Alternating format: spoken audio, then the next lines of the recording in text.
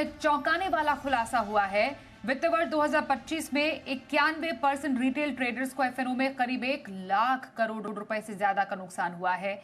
Report में यह बात भी सामने आई है कि ट्रेडिंग कम हुई है, लेकिन लॉस लगातार बढ़ रहे हैं।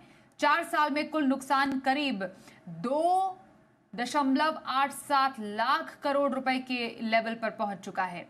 जरा इस पूरी रिपोर्ट पर और जानकारी लेते हैं। जी मीडिया संवाददाता एकता सूर्य हमारे साथ हैं।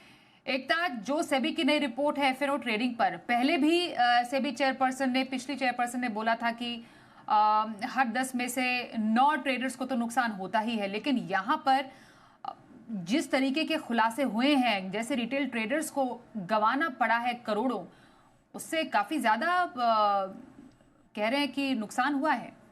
जी बिल्कुल। अगर हम एफएनओ ट्रेडिंग की बात करें और सेबी के एनालिसिस की बात करें, सेबी ने एक डेटा निकाला जो कि दिसंबर 2024 से ये मई 2025 तक का डेटा है। अब इस डेटा को एनालाइज किया और उसी एनालिसिस के हिसाब से सेबी कह रहा है कि FY25 में 91% जो है रिटेल इन्वेस्टर्स ने लॉस सहा है। ये लॉस FY24 में भी रिटेल इन्वेस्टर्स ने सहा था, यानी कि लॉस का सिलसिला जो है बरकरार है।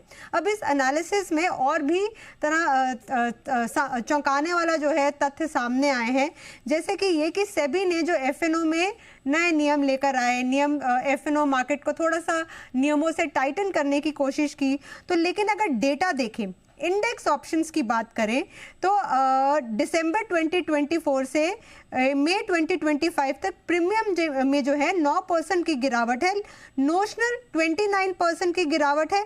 लेकिन अगर यही डेटा जो है 2 साल पहले के डेटा से कंपेयर किया जाए सेम टाइम ड्यूरेशन में, तो प्रीमियम में 14% की, इसी दौरान अगर 2 साल के कंपैरिजन का पहले वाला डेटा, तो 14% की बढ़त देखने को मिल रही है।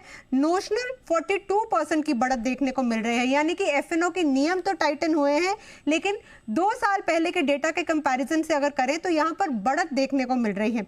अगर रिटेल इन्वेस्टर्स की बात करें तो रिटेल इन्वेस्टर्स दिसंबर 2024 से मई 2025 तक 11% घटे हैं। लेकिन अगर यही टाइम फ्रेम 2 साल पहले से कंपेयर किया जाए तो यहाँ पर 36% जो है रिटेल इन्वेस्टर्स ज्यादा दिख रहे हैं सेबी को। अब सेबी के लिए ये चिंता का विषय है, क्योंकि रिटेल इन्वेस्टर्स जो है FY25 में 91% रिटेल इन्वेस्टर्स लॉस सह चुके हैं, FY24 में भी लॉस सहा था। तो ये जो रिटेल इन्वेस्टर्स को लगता है कि एफएनओ से वो रातों रात अमीर हो जाएंगे, तो जो सट्टेबाजी का भी एक सिलसिला है, खास करके इंडेक्स ऑप्शंस पर, ये जो है सेबी नजर बनाए रखा है और ये निगरानी जो है कड़ी बनी रहेगी। अब सेबी ये कह रहा है कि ये जो सारा डेटा है जिसके एनालिसिस सेबी ने किया है और जो एफएनओ के नियम जो है कड़े हो रहे हैं, उसकी वजह सिर्फ एक यही है कि एक तो मैनिपुलेशन रोकना है, दूसरा ये रिटेल इन्वेस्टर्स को का बचाव करना है सट्टेबाजी में, या फिर ये जो रातों रात अमीर बनने के ख्वाब होते हैं उनकी बजाय अगर आपको समझ है, अगर आपको डेटा समझ में आता है, आपको एफएनओ की समझ है, तो ठीक है आप एफएनओ में पैसा लगाएं।